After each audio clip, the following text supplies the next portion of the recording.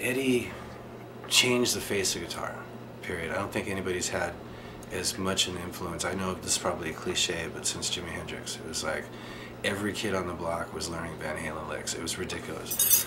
And as far as for me, it was in between all the technical prowess that Eddie had, there was a killer blues thing, which everybody that emulated it, but nobody ever got it. Nobody ever got that part. They had the hammer-ons, they had the tremolo bar stuff and all that kind of crap, but they never got the most important thing, was all the really tasty stuff that was in between, and just like some of the melodic stuff where the soul was coming from.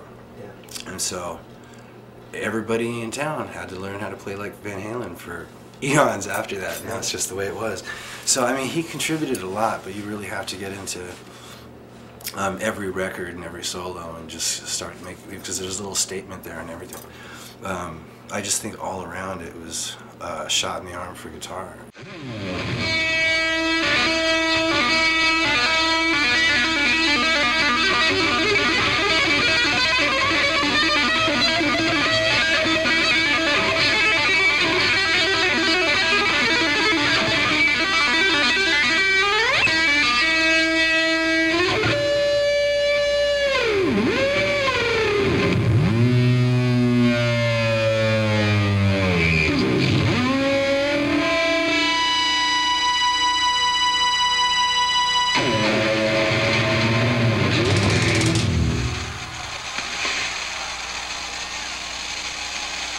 It was just beyond mind-blowing. I mean, you know, just hearing like going, and especially the tap, I go, that can't be a guitar. What is that? You know, and then, you know, now you hear the Phase 90 on it now, and you know the effects and the delay and everything, just the whole 9 yards. It was just like beyond mind-blowing.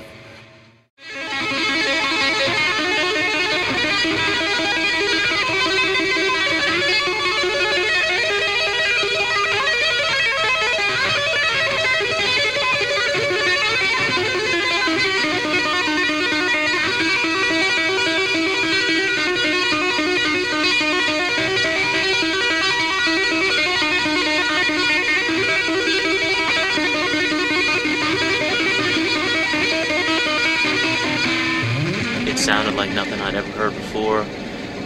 It sounded like aliens or something coming out of that room, and I thought it was the best thing I'd ever heard in my life.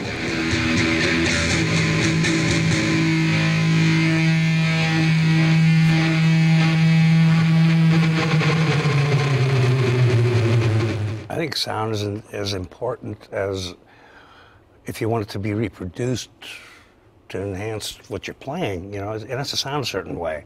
There's a time and a place for a clean sound and everything. I use many different sounds, but over the top, it's definitely got to go to 12, so to speak.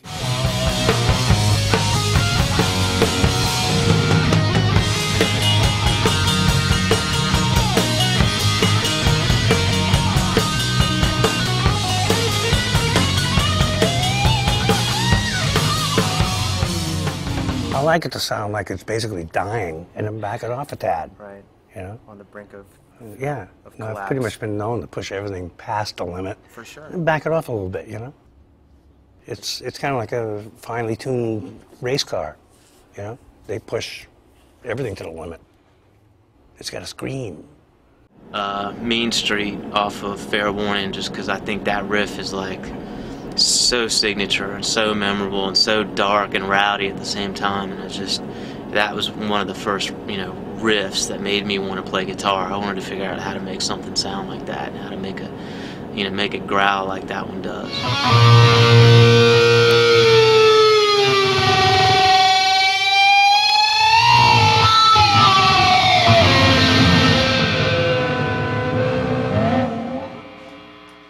I'm probably the only one back then that would just take everything on the amp and turn it full blast up. I remember when we played clubs, because, you know, I had that approach to my playing since about '74, you know, with the old amps I used to use. I turned them all the way up. People would tell me, you can't use them like that.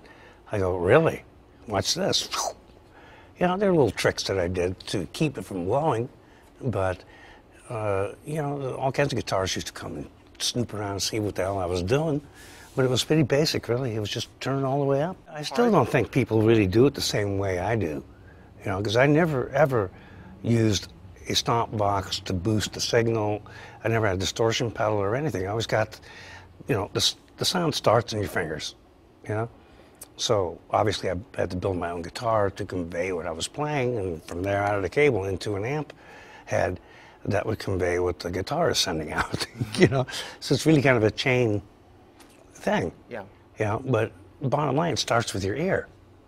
You know, if you had no concept of tone, then, you know, out comes bleh.